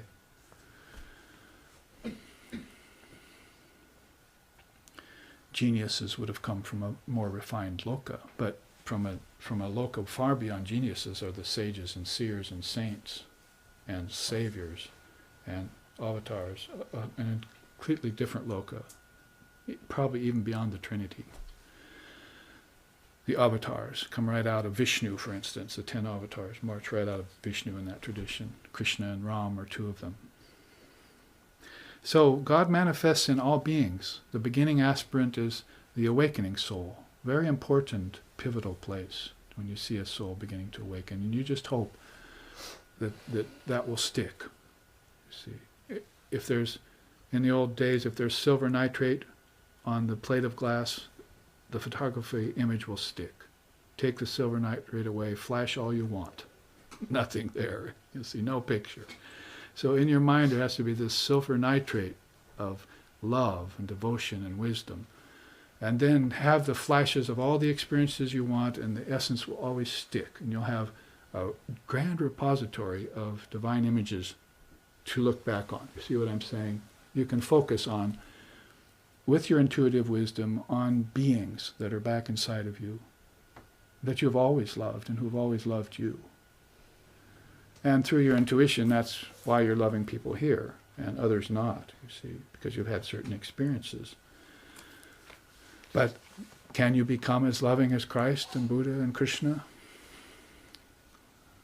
The sake of love for the sake of love itself, without any motivation, without any other adverse intentions. Just the only intention is that all beings reach the highest goal. That's what we seek, and that's what we see in Sri Ramakrishna Paramahamsa, Holy Mother, and Swami Vivekananda, who brought this Vedanta to you early on in the 1800s, 1893. And hopefully now that it has come here to the West, some of us will hear it and take it to the deepest depths and make it, spread it broadcast so that all beings can reach the goal of human existence. So here we will end with a chant.